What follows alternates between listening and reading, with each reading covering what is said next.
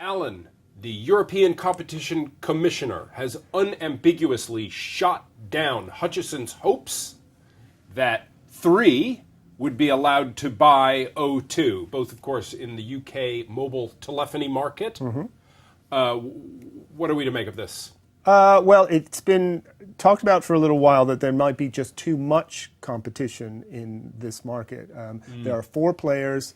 Hutchison of Hong Kong owns Three, the smallest player, and they boldly decided a while back to put in a bid for O2. It seems to me that stopping this, from a certain perspective at least, is unambiguously good news. We all consume this stuff, meaning minutes on our mobile phones or mobile minutes, and we want to see prices low. Yeah. More competition, economics tells us, is supposed to keep those prices low. And there are plenty. If we look at this pie chart over here, we'll see that there are enough players.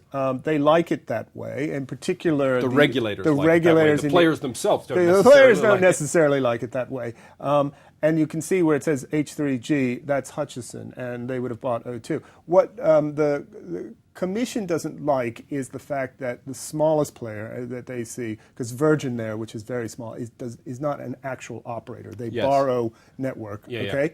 But H3G there would, with O2, become the biggest player, and they don't like the fact that the disruptor, the small player, the troublemaker, what they regard as a troublemaker, well, in a good way, would suddenly be the biggest player and not be incentivized to continue to cut prices.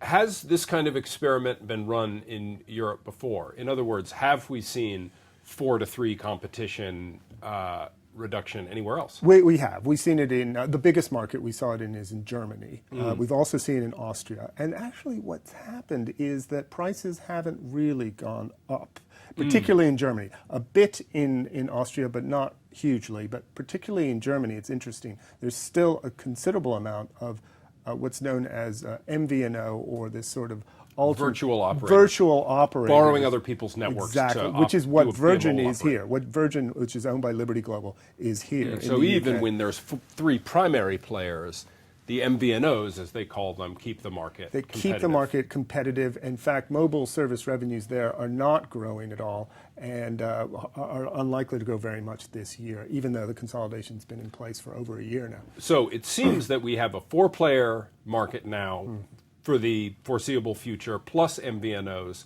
What is next for the UK mobile market? Well, here too, it's been rather weak. If we look at the mobile service revenues here, for the most part, it's been very soft. It's only recently there's been a basing effect to see some pickup in sales, but it's weak. Hutchison doesn't really have enough spectrum. O2, Telefonica, the Spanish telecoms which owns O2, is not really investing that much in O2. So what are we going to see? We're just going to see the status quo of not much happening. I'm just wondering if whether customers will be well served.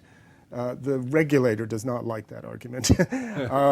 So we may see that O2 gets sold to someone else. So maybe Liberty Global, by the way. So. And we hope that person will bring more investment into the market. But that's what they're counting on, yes. Thanks, Alan.